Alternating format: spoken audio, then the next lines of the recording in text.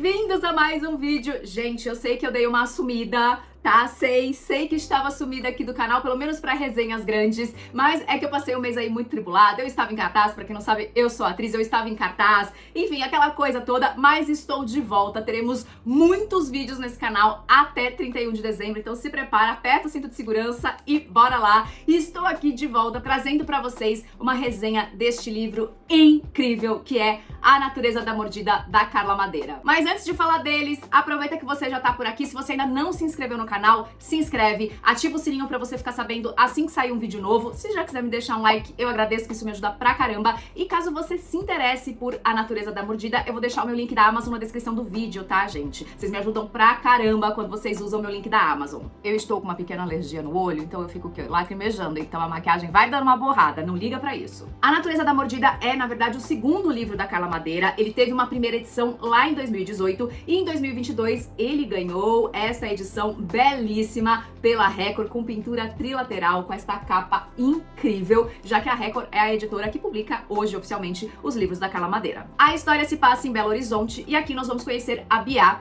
que é uma psicanalista aposentada completamente apaixonada por literatura, que todo domingo vai até a banca do Rodolfo, que também ali é uma banca de jornal barra sebo, né? Onde ela tem uma cadeira cativa ali, uma cadeira especial para a Bia, onde ela passa os domingos lendo. Porém, no dia que a história começa, quando a Bia chega na banca do Rodolfo, ela percebe que tem uma jovem mulher ali sentada na cadeira dela, o que ela acha uma afronta, até ela perceber que essa jovem ruiva de olhos verdes se debulhava em lágrimas enquanto escrevia alguma coisa ali muito intensa. Bia se aproxima, senta-se na mesa e pergunta para essa jovem mulher aos prantos: o que é que você não tem mais que te entristece tanto? Essa jovem mulher se chama Olivia, ela é jornalista e ela se sente ali tão amparada, tão acolhida pela Bia, que ela tem a sensação como se dois braços abertos a tivessem envolvido naquele momento de tanta dor. E a Olivia conta pra Bia que o motivo da sua tristeza é por conta da sua amiga Rita, que foi durante ali uma boa parte da sua infância e adolescência a sua melhor amiga e que um dia simplesmente rompeu com a Olivia sem nem ao menos contar o motivo. Olivia tentou seguir a vida, mas o fantasma de não saber o que foi que aconteceu verdadeiramente entre ela e a Rita sempre a assombrou. E o jogo de sentimentos e sinceridade entre essas duas mulheres foi tamanho, que ambas combinaram e passaram a se encontrar todos os domingos. Olivia, inclusive, tem uma frase muito linda que ela diz mais ou menos assim: nossa amizade começou assim, enquanto nos afogávamos. Assim, nós vamos acompanhar essas duas novas amigas por 18 encontros. E as vozes narrativas, gente, elas se alternam no livro, tá? Um capítulo é a voz da Olivia, outro capítulo é a voz da Bia. Quem narra os encontros é a Olivia. Por quê? Porque a Bia, na verdade, o que ela faz aqui são anotações de Bia, que ela anota, né? Ela faz anotações sobre esses encontros e sobre a vida dela. Porque, como eu disse lá no começo, ela é uma psicanalista aposentada que estudou literatura também a vida inteira e ela já está começando a perder a memória. Então ela faz essas anotações também como uma forma de não perder aquilo que ela sente, que ela pensa, né? Como uma forma de perpetuar aquilo que está se esvaindo. E o nome da Bia não é Bia, gente. Não é Beatriz, não é Bianca, não é nenhuma dessas vertentes. O nome dela é Emma. E ela diz que o nome Bia é o seu nome de louca. E ela diz que prefere ser louca de vez porque a lucidez é jaula. E a gente vai conhecer bastante sobre a vida das duas, né? Já que a gente tá falando da Bia, a Bia teve uma vida muito boa, era uma profissional bastante competente, se casou, teve uma filha, era uma grande workaholic. E a grande dor da sua vida, que a gente vai aí sabendo um pouco mais ao longo desses 18 encontros, é que Theo, o marido que amava e era amado, pai de sua filha, o pai que amava e era amado, um dia simplesmente foi embora. E a filha da Bia sempre cobrou a mãe do motivo, do porquê, porque ela sabia que a mãe sabia do porquê que o pai foi embora, e a mãe não contava. E agora ela, já adulta, continuava cobrando a mãe do porquê é que meu pai foi embora. Então, existe essa cobrança enorme da filha da Bia com relação a ela, pra saber, né, sobre os motivos do pai ter ido embora. Ela diz que a filha não a cobra com palavras e sim com distância. E tem uma parte aqui que ela fala, gente, que eu adoro, eu acho isso maravilhoso, simplesmente maravilhoso, que a Bia escreve que instantes de vida foram tirados dela depois que o Theo se foi. E não porque ela não os viveu mais com ele, e sim porque ela não conseguia mais se lembrar desses momentos sem dor.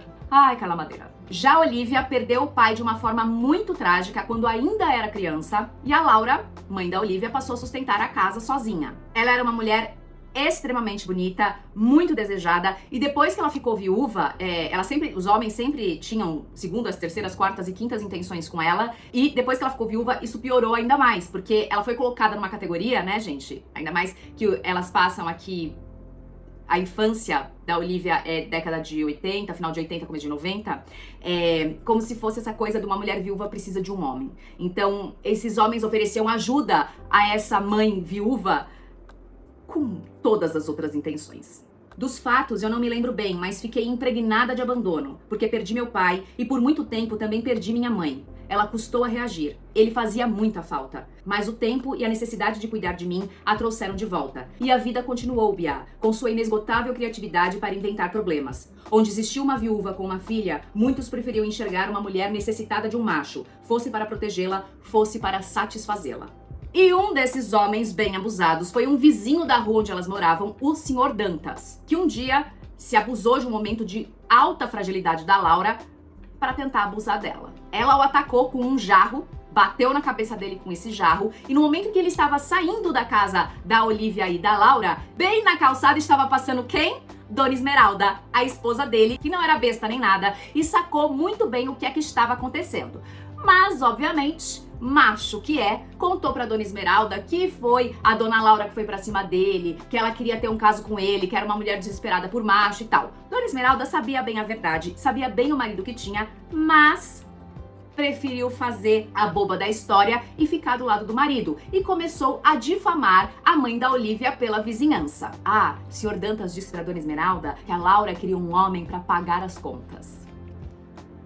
E a Olivia passou a sofrer bullying e ataques, tanto ataques verbais como os físicos mesmo, da Violeta, que era a filha do Sr. Dantas e da Dona Esmeralda. Ela batia na menina, puxava os cabelos, acabava com a Olivia, não deixava ela participar das brincadeiras, sempre isolava a Olivia de qualquer coisa. A Olivia não tinha amigas na rua porque a Violeta não deixava. Até que um dia se muda pra casa, na frente da casa da Olivia, aliás, uma mansão a mais bonita do bairro, Rita. O pai da Rita era engenheiro, dono de uma construtora, e a mãe era artista plástica. Então eles foram viver nesta mansão enorme que ficava bem na frente da casa da Olivia. E a Rita simpatizou com Olivia, passou a defendê-la dos ataques da Violeta e elas se tornaram amigas inseparáveis. Elas não estudavam na mesma escola, mas faziam tudo juntas. E Olivia não saía da casa da Rita por nada. Nosso jeito de nos cumprimentarmos se tornou marcante em nossa amizade. Começou no dia em que Rita girou de braços abertos no gramado de casa até cair tonta no chão. E logo depois me acenou, ainda desequilibrada, ao se levantar e me ver pela primeira vez. Desde então, quando a gente se via, ela inventava alguma coisa para fazer com as mãos. Um jeito de corpo, uma balançada de cabeça, e eu correspondia, repetindo exatamente o que ela fazia, onde quer que estivéssemos. Quando eu subia na grade que dava para o quarto dela, bastava pisar na varanda para ela já improvisar um movimento. Podíamos estar sozinhas ou acompanhadas. Não era algo que fazíamos para os outros verem. Aquilo era entre nós. Mas com o tempo fomos notando que as pessoas ficavam curiosas, atraídas com nossa cumplicidade brevemente coreografada. Prestavam atenção, não conseguiam tirar os olhos, sorriam e, se o movimento era mais elaborado, chegavam a assoviar, bater palmas, fazer barulho.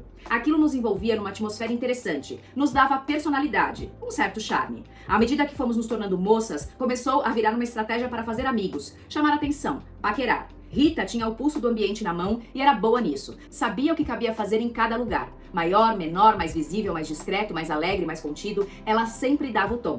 Às vezes me olhava fazendo algum movimento e eu sabia que estava tentando acertar outra pessoa, impressionar alguém. Às vezes combinávamos de chegar separadas nos lugares só para termos a chance de dar nosso pequeno show. Algumas amigas tentavam imitar, fazer parte daquilo, mas só funcionava entre ela e eu. Isso nos aproximava, nos dava a sensação de termos alguma coisa especial nos ligando para sempre. Eu conseguia saber como Rita estava só pelo movimento que ela fazia. E mesmo quando ficávamos muito tempo sem nos ver, por causa da rotina da escola, de outros amigos e até namorados, quando nos encontrávamos e nos cumprimentávamos, acontecia um resgate rápido de intimidade. Mas talvez, Bia, eu estivesse enganada. Talvez eu tenha imaginado mais do que era, desejado demais. Alguma coisa definitivamente me escapou.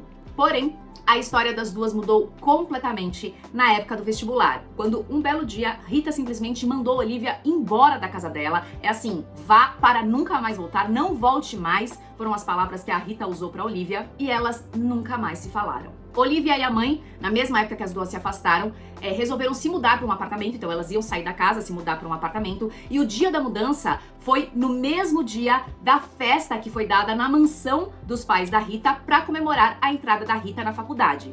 Festa essa que Olivia não foi convidada.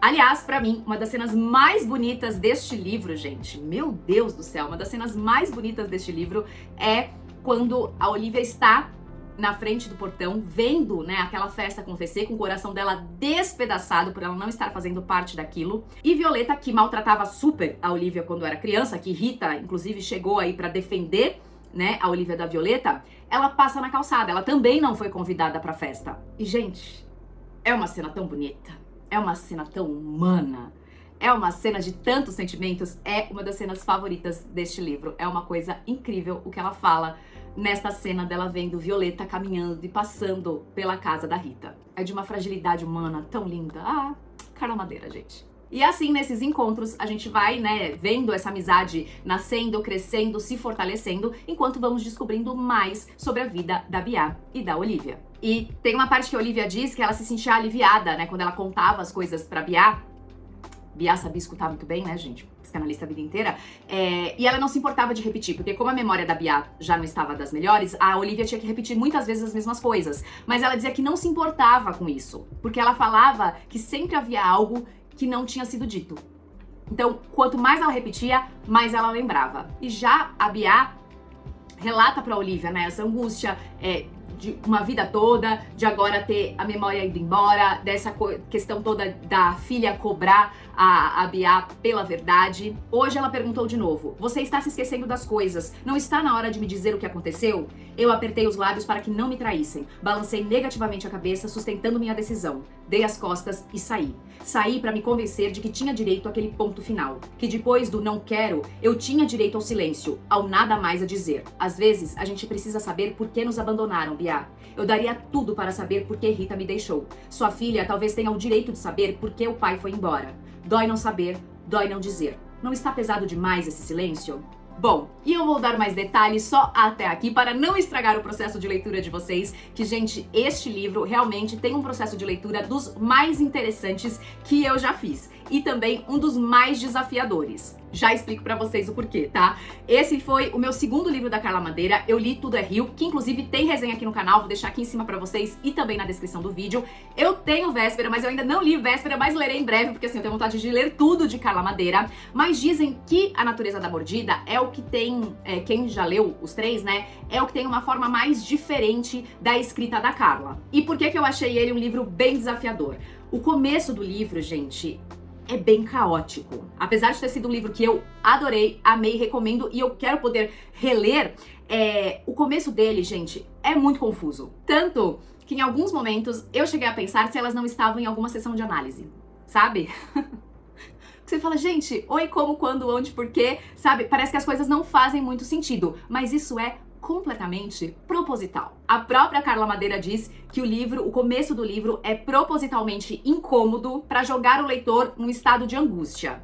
E ela consegue, viu? Tanto que ela dá a dica, e gente, façam isso. Façam isso. Ela dá a dica pra depois, quando você terminar de ler o livro, reler o começo. Gente, faz todo sentido. Quando você termina e você vai pegar o livro e você lê o começo dele novamente, você fala, meu Deus, estava tudo aqui. Eu não prestei atenção. É um turbilhão de coisas. É tão caótico, é tão incômodo, que a gente passa por cima de informações que estavam lá e estavam sempre lá, gente. Façam isso, tá? Vai por mim, hashtag fica a dica, segue a dica da Carla Madeira. Quando você terminar de ler o livro, releia o começo. É maravilhoso. Tá tudo lá, gente. As pistas, as evidências, as coisas não ditas, mas a gente não presta atenção.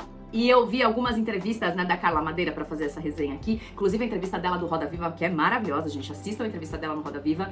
E ela fala, né, que esse processo de construir a Bia, todo o livro, mas o processo de construir a Bia foi muito desafiador. Essa figura que não deu conta de lidar com uma situação familiar, justo ela, uma psicanalista, entrou em conflito com a filha, pirou e que hoje faz anotações exatamente porque a memória dela está acabando. E ela faz essas anotações, gente, de uma forma bem psicanalítica, né? Não são anotações, não é como um diário simples, não, tem toda uma questão ali. E a Carla conta que escrever essas anotações de Bia foi muito difícil, porque a Bia é uma psicanalista, mas ela não. Apesar de que eu acho que Carla entende muito bem desse babado, desse riscado pra escrever uma obra como essa. Mas ela não era uma psicanalista e que isso foi um grande desafio pra ela. E que nesse processo de construir essa personagem, tentar entender esse universo da Bia, ela perguntou para vários psicanalistas a seguinte questão: o que é que o psicanalista não pode esquecer?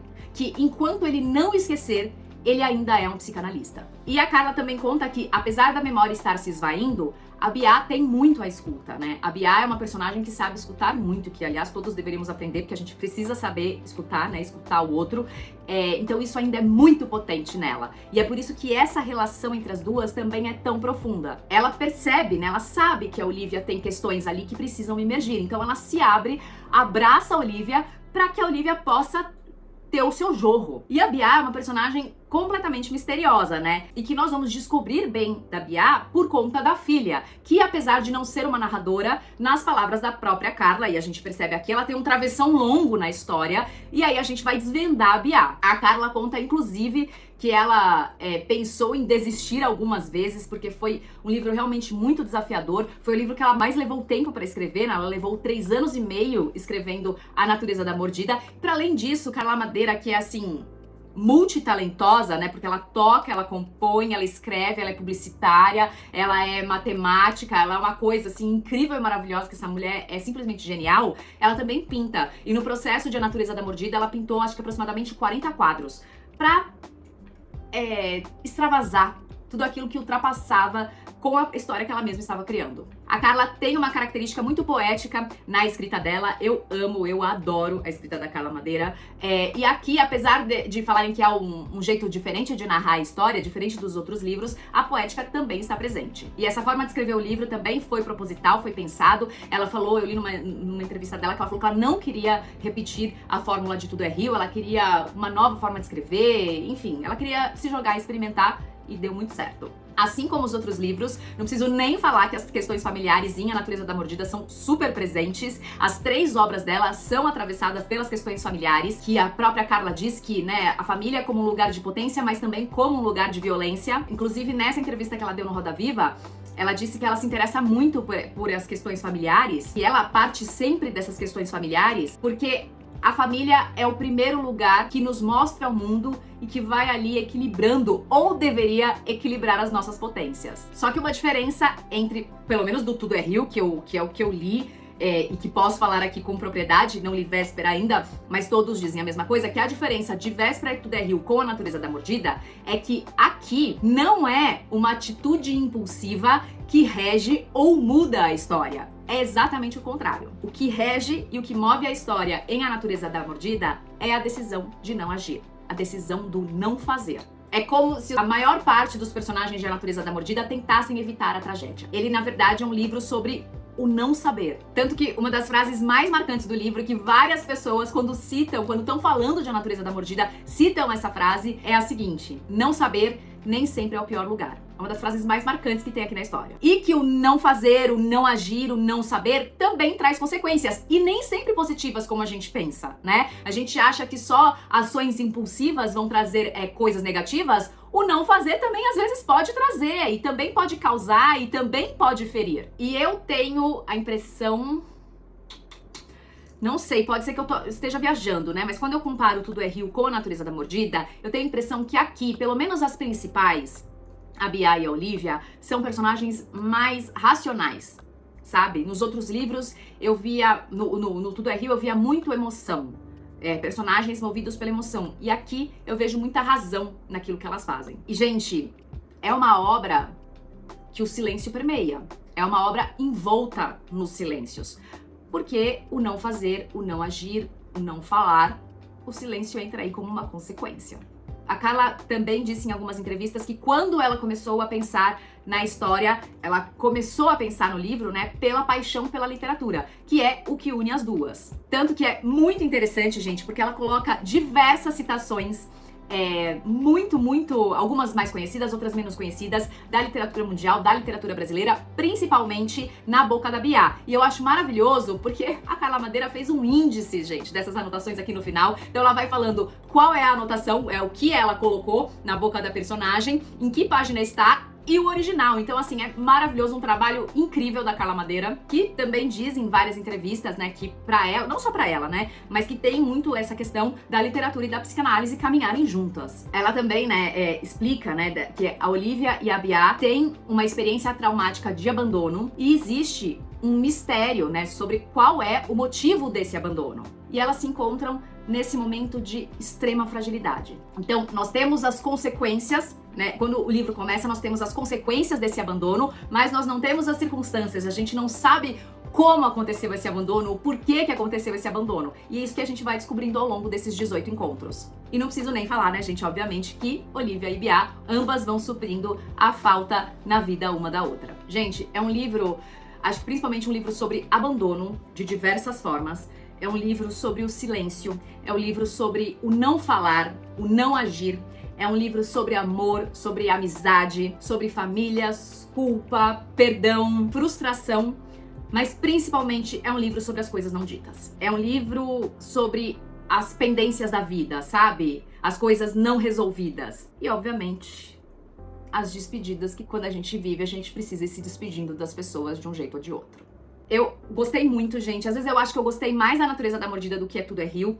Tem uma parte que, assim, ó, me paralisou. E a Carla diz que realmente ele é um livro que paralisa. E tem uma parte dele que você fica assim, ó, meu Deus... Aliás, tem duas partes que você fala, meu Deus do céu. Obviamente que eu não vou contar aqui pra vocês, porque senão eu vou estragar completamente a experiência de vocês. E tem várias questões da vida que ela aborda aqui. E uma das que mais me chamou a atenção é quando ela escreve sobre essa questão de pessoas mais velhas serem colocadas e serem tratadas principalmente como crianças, né? As pessoas tratarem pessoas mais velhas como se elas fossem crianças incapacitadas.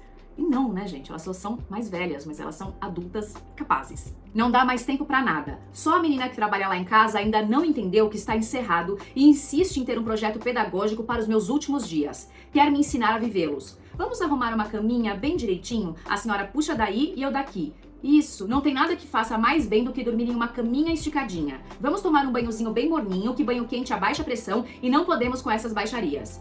Ela não entende que só fiquei velha, não retardada. É tanto diminutivo que ela usa comigo que tenho vontade de chupar um bico. Tem uma outra parte aqui que me pegou pra caramba. Talvez eu também devesse ter rezado. Tenho angústias com a vida que vai seguir sem mim. Minha vida nos outros. O quanto irão inventar, o que dirão que eu disse, o que farão que eu fiz. Só a versão dos vivos permanece. Vocês já tinham pensado nisso, gente? Eu nunca tinha pensado nisso. Porque a gente sempre pensa de um outro lado, né? A gente sempre vê o quê? Um outro lado. Ah, que vai ser diferente, que vai ser legal. O que as pessoas vão dizer sobre você. O que você vai construir, que as pessoas vão dizer de você. Mas na verdade não, né, gente? Fica aí o que as pessoas querem falar. E não exatamente o que foi que você fez. Meu Deus, é angustiante. E, gente, pelo amor de Deus, misericórdia, minhas lombriga. Olha, ficaram aí na máxima potência lendo esse livro, porque em vários momentos Bia traz uma questão de um bolo de laranja. O melhor bolo de laranja do mundo, que é feito ali quando algumas questões precisam ser resolvidas.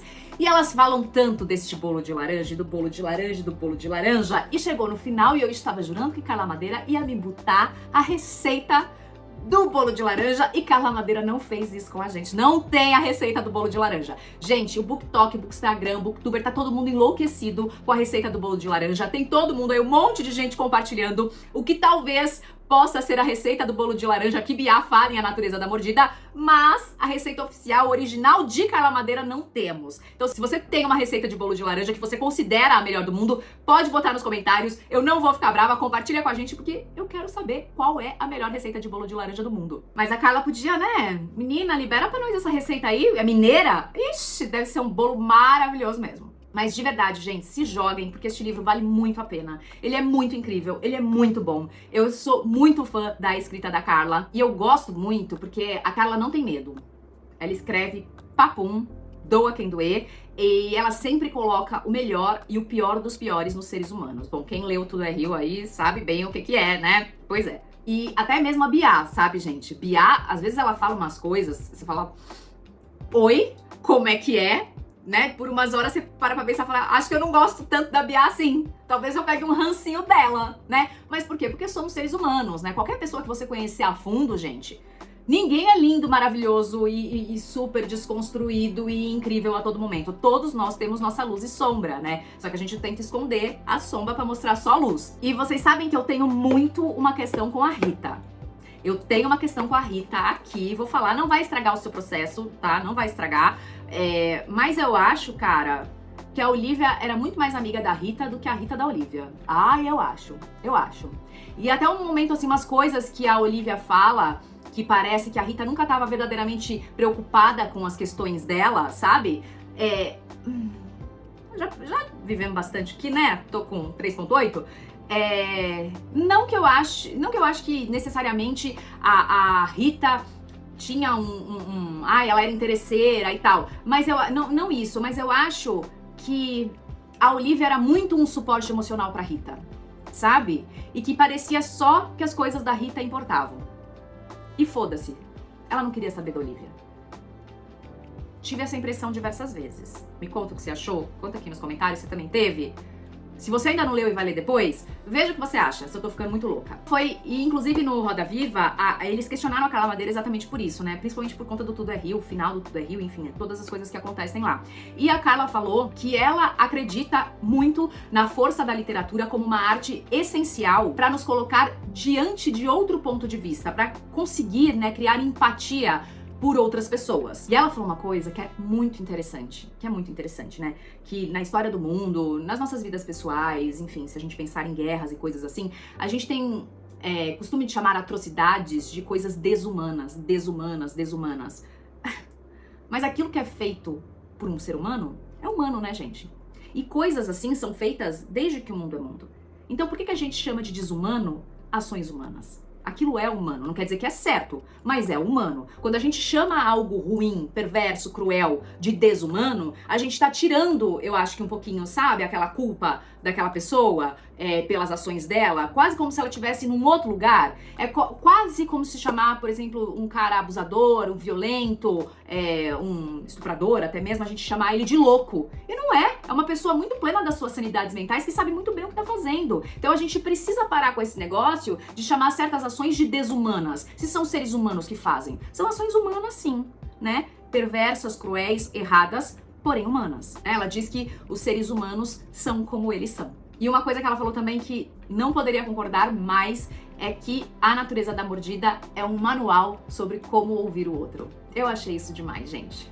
E as pessoas são sempre muito curiosas, né, pra saber se os livros da Carla vão pro audiovisual, se vão virar filme, se vão virar série. E ela confirmou mais uma vez que vão, tá, gente? Tudo é Rio vai virar um filme e Véspera vai virar uma série. Por enquanto, ela não falou nada de A Natureza da Mordida. Ela adiantou que Véspera vai ser uma série dirigida pela Joana Jabas e que os dois, né, Tudo é Rio e Véspera, vão ser aí produzidos pela Boutique Filmes. Bom, Brasil, é isso. Eu espero que vocês tenham gostado. Me conta se você já leu. Se você já leu Carla Madeira, o que você achou? Ai, gente, eu gosto muito. Eu realmente, assim, sou muito apaixonada pela escrita dela. Eu acho que a gente tem que ter muito orgulho de ter uma escritora a nível Carla Madeira aqui no Brasil, né, gente? Pra variar, a gente tem muita coisa boa nesse nosso Brasil, nesse nosso país incrível, né? Com tantas vertentes de arte. E a Carla é só mais uma que vem aí mostrar o quanto a nossa cultura é poderosa e maravilhosa. Me conta se você já leu, o que você leu da Carla Madeira. Se você não leu, se você quer dicas por onde começar. Enfim, se você chegou aqui, por favor, me deixa um like. Gente, isso me ajuda muito, muito, muito. É quando vocês deixam um like que o YouTube entrega o meu vídeo pra outras pessoas, que outras pessoas conhecem o canal, conhecem o meu trabalho. E lembrando que eu vou deixar o meu link da Amazon na descrição do vídeo, caso você queira comprar o livro, porque isso também me ajuda pra caramba a continuar aqui com o canal. Bom, é isso. Eu espero que vocês tenham gostado. Obrigada, um beijo e até o próximo livro. E eu prometo não sumir mais. Segura que vai ter bastante vídeo até 31 de dezembro. Tchau!